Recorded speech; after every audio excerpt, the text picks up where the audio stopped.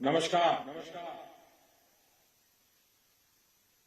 देश भर से जुड़े भारतीय जनता पार्टी के सभी कार्यकर्ताओं का बहुत बहुत अभिवादन। मैं सबसे पहले तो हमारी पार्टी के राष्ट्रीय अध्यक्ष श्रीमान नड्डा जी का बहुत आभार व्यक्त करता हूं कि आज उन्होंने इस कार्यक्रम की रचना की और मुझे भी खास करके बजट के पीछे हमारी सोच क्या है वो पार्टी के कार्यकर्ताओं के सामने प्रस्तुत करने का अवसर दिया। वैसे कल निर्मला जी ने बहुत ही खूबसूरती से, बहुत ही अच्छे ढंग से और बड़ी कोशिश करके कम समय बजट के कुछ पहलुओं को हमारे सामने रखा। बजट स्पीच में पूरा बजट तो संभव नहीं होता क्योंकि बजट अपने आप में बहुत बड़ा दस्तावेज होता है, बहुत बारीकियां होती है और सदन में उन सब चीजों पे बोलना संभव भी नहीं होता है। मैं भी आज आपसे जो बात करूंगा वो भी शायद बजट का एक बहुत छोटा सा हिस्सा बोल पाऊंगा क्योंकि इसमें इतने विषय होते हैं, लेकिन जब विभागवार चर्चाएं होती हैं और ये साल भर का काम है उसको 1 घंटे में बता देना बड़ा कठिन होता है। फिर भी जब अध्यक्ष जी ने कहा कि इसके पीछे सरकार की सोच क्या है जरा आप बताएं तो अच्छा होगा, तो मैंने कहा ठीक है, पार्टी का आदेश मेरे सर आंखों पर है और आज लोकसभा भी दोपहर के बाद है, तो मैंने कहा ठीक है, अगर आज सुबह हम बात कर सकते हैं तो फिर इसलिए आज आपके बीच आने का मुझे मौका मिला है। साथियों, आज देश आजादी के 75वें वर्ष में है और इस समय 100 साल में आई सबसे बड़ी वैश्विक महामारी से आज हिंदुस्तान लड़ रहा है। कोरोना का ये कालखंड पूरी दुनिया के लिए अनेक चुनौतियां लेकर के आया है और एक प्रकार से दुनिया उस चौराहे पर आकर के खड़ी है जहां पर टर्निंग पॉइंट निश्चित है। आगे जो दुनिया हम देखने वाले हैं वो वैसी नहीं होगी जैसी कोरोना काल से पहले थी। जैसे द्वितीय विश्व युद्ध के बाद, सेकंड वर्ल्ड वॉर के बाद पूरी दुनिया में बहुत बदलाव आए, पूरा वर्ल्ड ऑर्डर बदल गया, वैसे ही कोरोना के बाद दुनिया में बहुत सारे बदलाव की संभावना है। एक नए वर्ल्ड ऑर्डर की संभावना है और इसके प्रारंभिक संकेत नजर भी आने लगे हैं। हम सब ने इस बात को मार्क किया होगा, अनेक कोने से सुना होगा, बहुत सी चीजें पढ़ी होगी और आप भी दुनिया में कहीं जाते होंगे, मिलते होंगे तो आप भी अनुभव करते होंगे।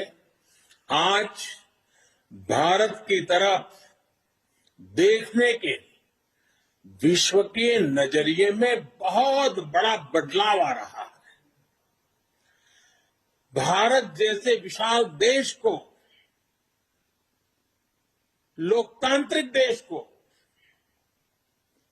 और इतने बड़े समाज में इतनी बड़ी विविधताओं को संभालते हुए चल रहे देश को अब दुनिया के लोग भारत को अधिक मजबूत रूप में देखना चाहते हैं और इसलिए पूरा विश्व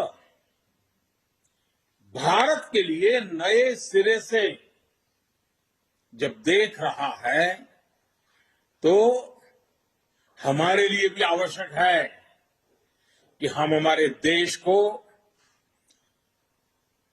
तेज गति से आगे बढ़ाए, अनेक विविध क्षेत्रों में बदलाव लाए, मजबूती लाए। ये समय नए अवसरों का, नए संकल्पों की सिद्धि का समय है।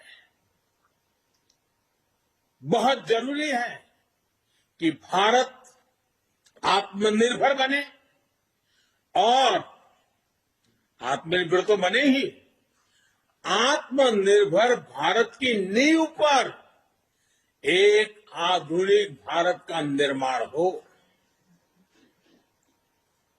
कल जैसा मैंने पहले कहा, निर्मला जी ने जो बजट पेश किया है, बाय एंड लार्ज हम देखें, पॉलिटिकल एंगल अगर हम छोड़ दें, तो जो आर्थिक विषय के लोग हैं, समाज जीवन के लोग हैं, अखबारों में भी देखेंगे, कल टीवी चैनलों की डिबेट में देखेंगे, बजट का बहुत स्वागत हुआ है, बहुत सराहना हुई है। और आपने भी देखा होगा कि इस बजट में देश को आधुनिकता की तरफ ले जाने की दिशा में कई महत्वपूर्ण कदम है। साथियों, जब हम आज के बजट की चर्चा करेंगे तो सापेक्ष भी होती है, कुछ तो पुरानी बातों की तुलना करेंगे तब पता चलता है। बीते 7 वर्षों में जो निर्णय लिए गए, जो नीतियां बनी, पहले की जिन नीतियों में गलतियों को सुधारा गया, उस वजह से आज भारत की अर्थव्यवस्था का निरंतर विस्तार हो रहा है। 7-8 साल पहले भारत की जीडीपी 1,10,000 करोड़ रुपए की थी। आज भारत की अर्थव्यवस्था 2,30,000 करोड़ के आसपास की है।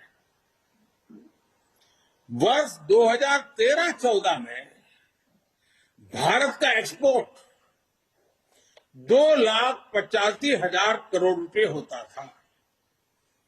आज भारत का एक्सपोर्ट 4,70,000 करोड़ रुपए के आसपास पहुंचा है। 7 साल पहले करीब $275 बिलियन का विदेशी मुद्रा रिजर्व हमारे देश के पास था। आज देश का विदेशी मुद्रा रिजर्व $630 बिलियन को पार कर गया है। वर्ष 2013 में देश में $36 बिलियन का विदेशी निवेश एफडीआई था। पिछले साल ये $80 बिलियन को पार कर चुका है। कोरोना के इस काल में भी भारत ने अपनी अर्थव्यवस्था की मजबूती से दुनिया का एक विशेष रूप से ध्यान आकर्षित किया है। आज भारत दुनिया के उन देशों में जहां के इकोनॉमिक इंडिकेटर्स में बहुत तेजी से सुधार आ रहा है और फंडामेंटल्स मजबूत है। इस साल का बजट इसे और गति देने वाला है। साथियों, जब गरीब को मूलभूत सुविधाएं मिलती हैं तो वो अपनी ऊर्जा, अपने विकास, देश के विकास में लगाते हैं। इस बजट का भी फोकस गरीब, मिडिल क्लास और युवाओं को बुनियादी सुविधाएं देने और आय के स्थायी समाधानों से जोड़ने पर है। हमारी सरकार मूलभूत सुविधाओं के सैचुरेशन पर काम कर रहे हैं। और ये बात मैंने लाल किले पर से भी कही थी।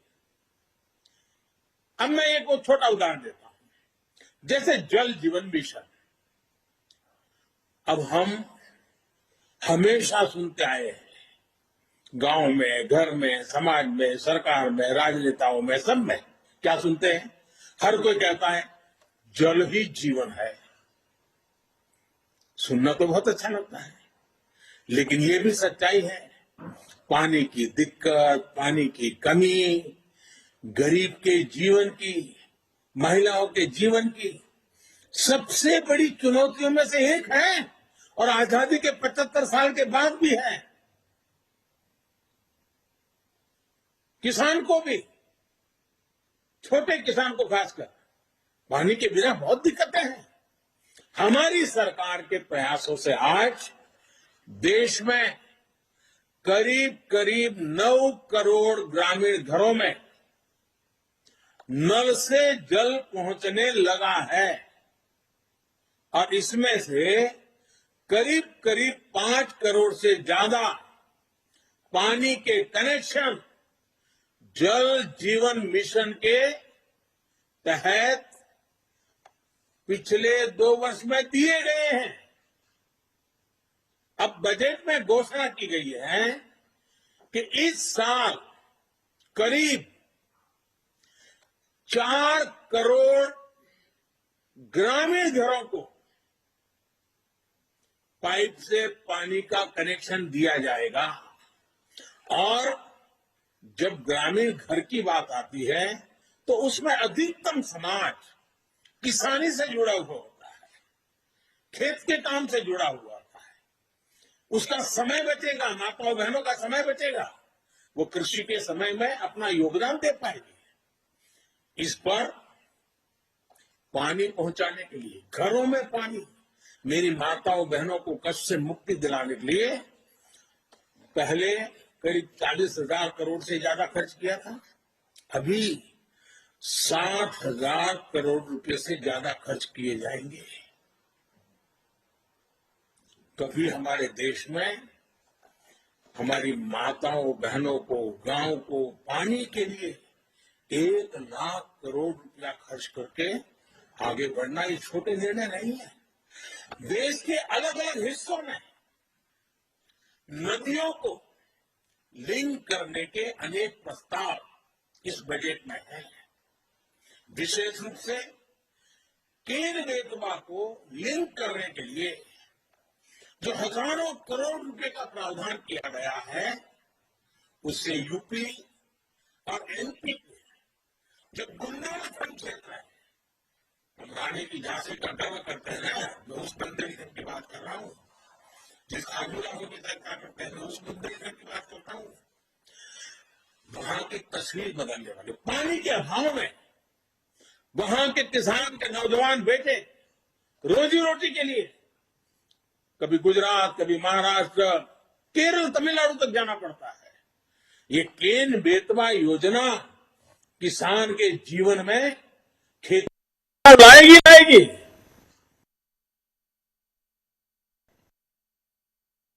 पर लगभग 44,000 करोड़ रुपए खर्च होंगे। मेरे किसान भाइयों बहनों के खेत में पानी पहुंचाने के लिए ये आधुनिक युग का एक भगीरथ काम है।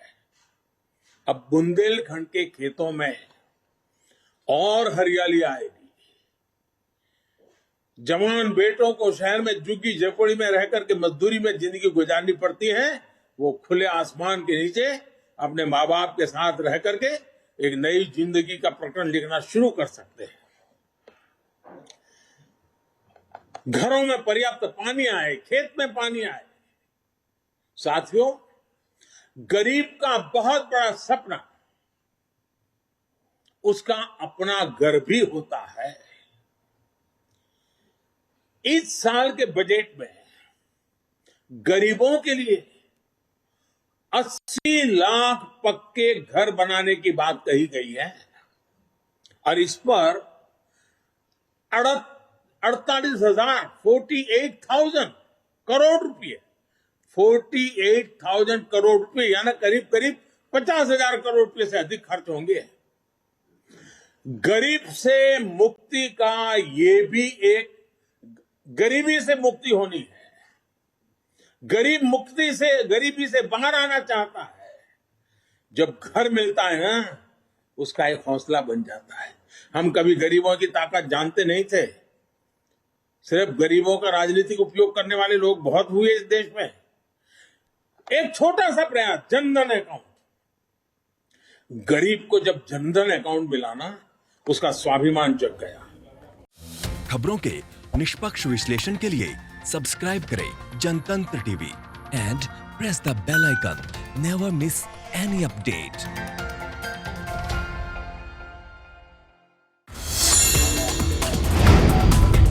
Download the Janatantra TV app, available on Google Play and App Store. Download it now.